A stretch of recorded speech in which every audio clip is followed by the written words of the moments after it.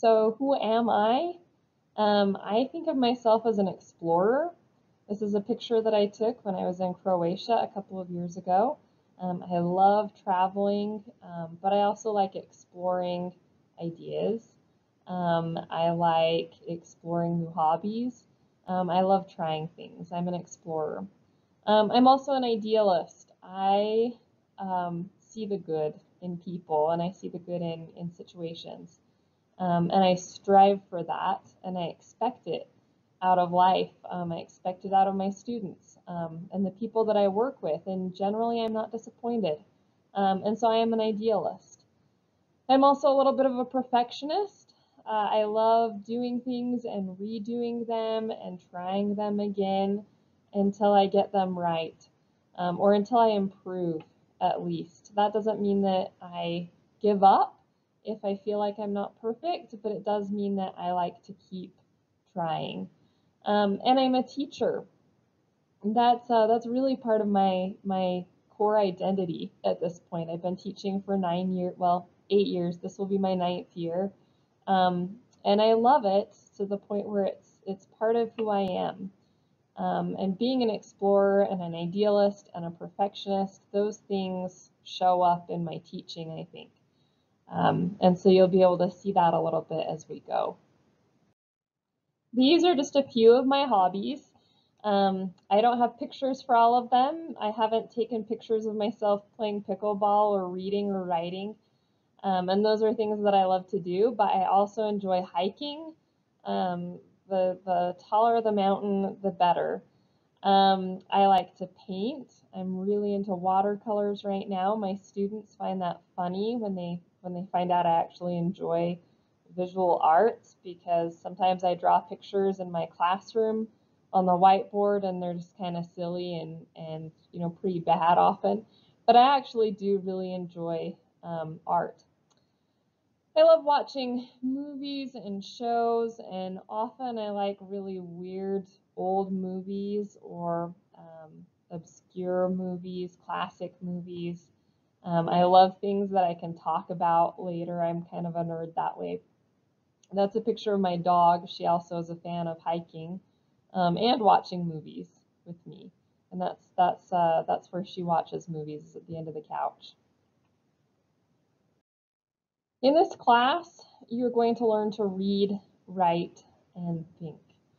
Um, and I know all of my students come into my classroom, and many of them feel like they already know how to read, and they already know how to write, and they certainly already know how to think. And they do, that's true. By the time you're a 9th grader, you already know how to read, write, and think. But I like to compare these skills to running. You learn how to run when you're a toddler, really, right? We've all seen small, like tiny children running kind of out of control down the sidewalk, and we worry that they're going to trip. Uh, we learn how to read and write and think when we're really young too, but that doesn't mean that we've achieved our potential at it. Just like a little toddler learning to run when they're tiny, they're going to get much better at that as they get older. By the time they're in high school, they're running the mile. They're not tripping over their own feet as much, hopefully. And reading and writing and thinking, that's what we're striving for as well. We're going to be improving the skills that you already have. We'll read a lot of things, fiction and nonfiction. Students like some of what they read. They don't like some of what they read. They disagree with what some of they read, some of the things they read. They agree with other things. And that's good. That's all good. That's where the thinking comes in. They get to decide what authors are really trying to say and whether they agree or disagree. They're evaluating.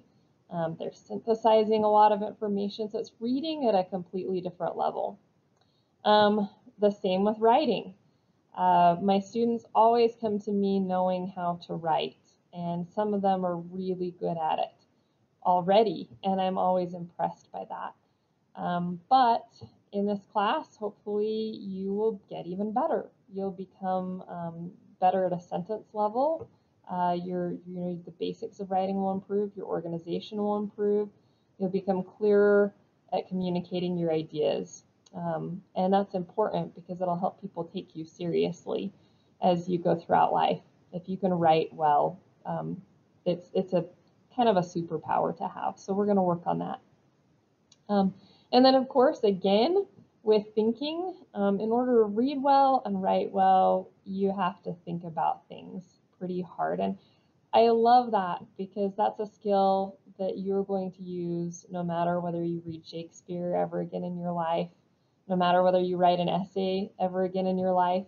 The thinking that goes into that, the brain power that you're developing, that is applicable to everything you do in life. And so it's a fun class. It's an interesting class, and I think an exciting one because of the reading, the writing, and thinking that you'll practice. I honestly believe that it's my job to make it possible for you to be successful in my class. And I bring everything I've got to the table in order to make that happen.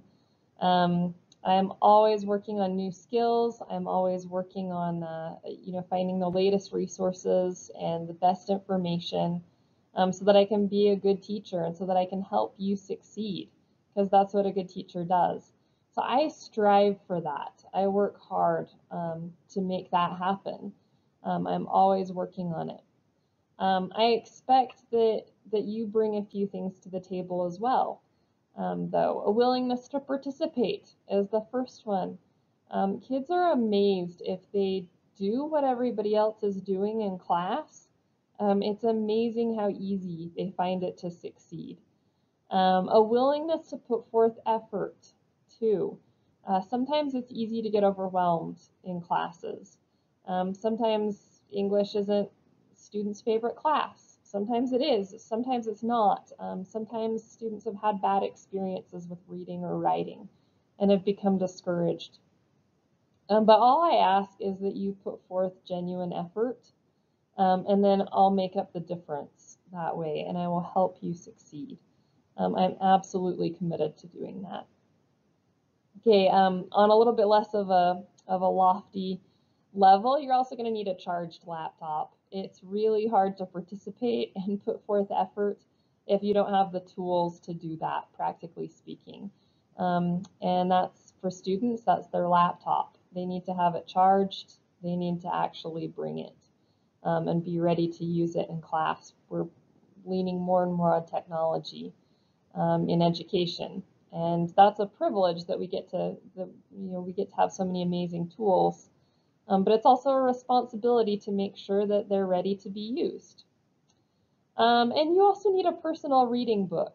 I am a believer in individual reading, and so I will be giving students some time every class period to do a little of that. And you'll get to choose your book if you're a student watching this. Parents, if you're watching this, you can help your child choose an appropriate, interesting book for them.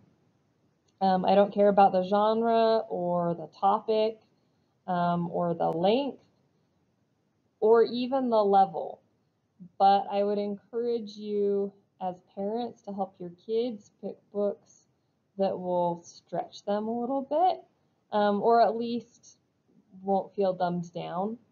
And I'd encourage you to help them choose books that they're going to find interesting. Nonfiction is great. Some kids really get into that. That's fine by me. But you're going to need a personal reading book that you can bring to class and read a little bit of every day. I said that I would do everything I could to help you as long as you were willing to put forth effort, and that is true.